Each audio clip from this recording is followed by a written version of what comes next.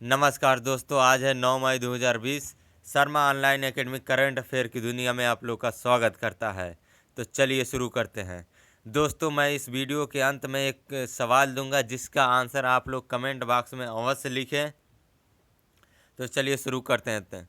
तो सबसे पहला क्वेश्चन है कि रक्षा मंत्री राजनाथ सिंह ने मिलिट्री इंजीनियरिंग सर्विस यानी MES में कितने पदों को खत्म करने की मंजूरी दे दी है। और इसका आंसर है 9,304 पदों को खत्म करने की मंजूरी दे दी है रक्षा मंत्री राजनाथ सिंह ने। तो चलिए दोस्तों, अगले क्वेश्चन की ओर हम लोग बढ़ते हैं। विप्रो ने किस राज्य सरकार के साथ समझौता किया है। तो अभी हाल ही में विप्रो ने महाराष्ट्र सरकार के साथ समझौता किया है। इस समझौते के तहत यह अपने सूचना प्रौद्योगिकी परिसरों में से एक पुणे के हिजवाड़े का 4 सप्ताह में 450 बेड के एक मध्यस्थ देखभाल कोविड-19 अस्पताल में पुनरुत्थान करेगा और इसे 30 मई 2020 तक राज्य सरकार को सौंप देगा। अस्पताल को 1 वर्ष बाद वापस IT सुविधा में बदल दिया जाएगा। तो इसमें एक शब्द आया विप्रो, तो इसके बारे में हम लोग जान लेते हैं। विप्रो यह एक western India farm refined oil limited company limited है।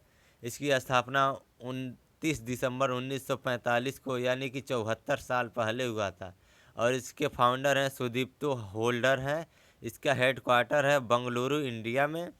इसके चेयरमैन हैं ऋषद प्रेम जी और इसके CEO हैं अभी डॉली नेमुचाला। तो चलिए दोस्तों, अगले क्वेश्चन की ओर हम लोग बढ़ते हैं। ELSA कार्प के ब्रांड एम्बेसडर कौन बने हैं। तो ELSA कार्प के ब्रांड एम्बेसडर अजिंक्य रहाणे बने हैं। वैश्विक edtech company ELSA carp India ने भारत, मध्य पूर्व, ANZ और SAARC के लिए ब्रांड एम्बेसडर के रूप में अजिंक्य रहाणे की नियुक्ति की घोषणा की। अजिंक्य रहाणे भारतीय क्रिकेट टीम के उप कप्तान हैं। कंपनी का उत्पाद ELSA स्पीक एक मोबाइल ऐप है जो भाषा सीखने वालों को उनके अंग्रेजी उच्चारण को बेहतर बनाने में मदद करने के लिए वाक् पहचान तकनीक और एल्युमिनियम का उपयोग करता है। तो चलिए दोस्तों, अगले क्वेश्चन की ओर हम लोग बढ़ते हैं। नैनोसेफ सॉल्यूशन नामक मास्क किसने लॉन्च किया है। तो नैनोसेफ सॉल्यूशन नामक मास्क IIT दिल्ली ने लॉन्च किया है। नैनोसेफ सॉल्यूशन नामक IIT दिल्ली स्टार्टअप ने एक रोगाणुरोधी और धोने योग्य फेस मास्क लॉन्च किया है जिसे 50 बार हम लोग धोकर पुनः उपयोग में ला सकते हैं। तो चलिए दोस्तों, अगले क्वेश्चन की ओर हम लोग बढ़ते हैं। पाकिस्तानी वायुसेना में पहला हिंदू युवा का चयन हुआ है, उसका क्या नाम है। तो उनका नाम राहुल देव है। तो इसमें एक शब्द आया है पाकिस्तान, तो पाकिस्तान के बारे में हम लोग जान लेते हैं। पाकिस्तान की राजधानी इस्लामाबाद है। पाकिस्तान के प्राइम मिनिस्टर हैं इमरान खान और प्रेसिडेंट हैं आरिफ अलवी। तो राहुल देव हैं, तो राहुल देव को जनरल ड्यूटी पायलट ऑफिसर के रूप में भर्ती किया गया है। तो चलिए दोस्तों, अगले क्वेश्चन की ओर हम लोग बढ़ते हैं। नारद जयंती 2020 कब मनाया गया। तो नारद जयंती 2020 8 मई को मनाया गया। यह भगवान ब्रह्मा और देवी सरस्वती के पुत्र नारद मुनि के जन्म को मनाने के लिए समर्पित दिन है। हिंदू पौराणिक कथाओं के अनुसार नारद मुनि पृथ्वी के पहले पत्रकार हैं और सभी सृष्टि में सभी स्थानों को यात्रा करने की क्षमता रखते हैं।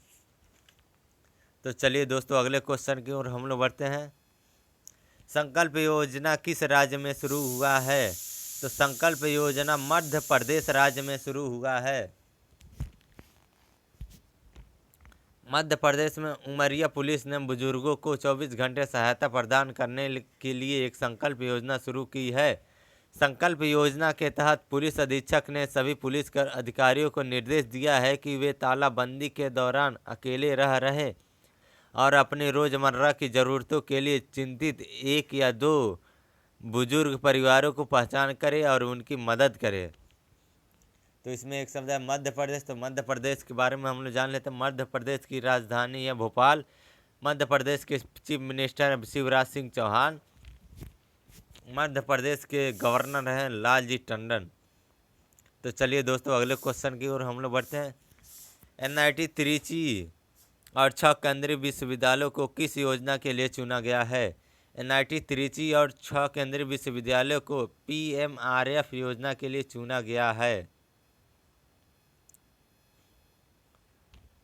तो पीएमआरएफ का फुल फॉर्म होता है प्रधानमंत्री रिसर्च फेलो। एक बार और सुन लेंगे हम लोग, प्रधानमंत्री रिसर्च फेलो।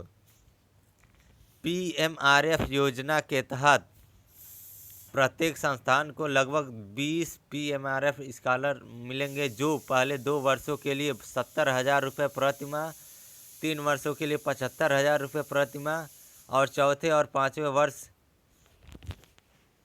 में 80,000 रुपये प्रति माह की फेलोशिप प्राप्त के लिए पात्र हैं। तो चलिए दोस्तों अगले क्वेश्चन की ओर हम लोग बढ़ते हैं। बांग्लादेश को एडीबी ने कितने डॉलर ऋण देने की मंजूरी दी है? तो बांग्लादेश को $500 मिलियन ऋण देने की मंजूरी हुआ है। एशियन डेवलपमेंट बैंक ने अर्थव्यवस्था और सार्वजनिक स्वास्थ्य पर कोरोना वायरस के प्रभाव का प्रबंधन करने के लिए बांग्लादेश को $500 मिलियन की अतिरिक्त ऋण की मंजूरी दी है। तो इसमें एक शब्द है बांग्लादेश। तो इसके बारे में हम लोग जान लेते हैं। बांग्लादेश की राजधानी है ढाका। इसका प्राइम मिनिस्टर है शेख हसीना। बांग्लादेश के प्रेसिडेंट हैं अब्दुल हमीद। और इसमें एक और शब्द है एडीबी। तो इसके बारे में हम लोग जान लेते हैं। एडीबी का फुल फॉर्म है एशियन डेवलपमेंट बैंक। एडीबी का हेड क्वार्टर है मांडलुयोंग, फिलीपींस। एडीबी के प्रेसिडेंट है मासात्सुगु आसाकावा। एडीबी की स्थापना 19 दिसंबर 1966 को हुआ था। तो चलिए दोस्तों अगले क्वेश्चन की ओर हम लोग बढ़ते हैं। किस राज्य ने कर्मचारियों की सेवानिवृत्ति की उम्र बढ़ाई है? तो अभी हाल ही में तमिलनाडु सरकार ने कर्मचारियों की सेवानिवृत्ति उम्र बढ़ाकर 59 वर्ष कर दिया है। तो इसमें शब्द है तमिलनाडु। तो इसके बारे में हम लोग जान लेते हैं। तमिलनाडु की राजधानी है चेन्नई। इसकी स्थापना 1 नवंबर 1956 को हुआ था। तमिलनाडु के सीएम हैं ईदापड्डा के पलानीस्वामी। इसके गवर्नर हैं बनवारीलाल पुरोहित। तमिलनाडु में लोकसभा सीट है 39 और राज्यसभा सीट है 18। तो चलिए दोस्तों अगले क्वेश्चन की ओर हम लोग बढ़ते हैं।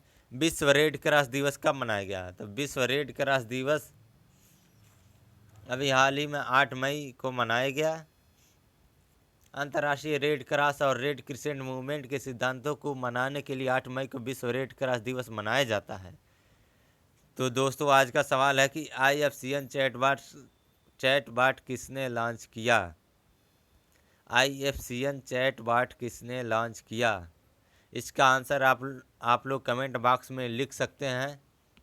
तो दोस्तों पिछले वीडियो के सवाल का आंसर है भारतीय नौसेना। क्वेश्चन था कि ऑपरेशन समुद्र सेतु अभियान किसने शुरू किया है? तो इसका आंसर है भारतीय नौसेना।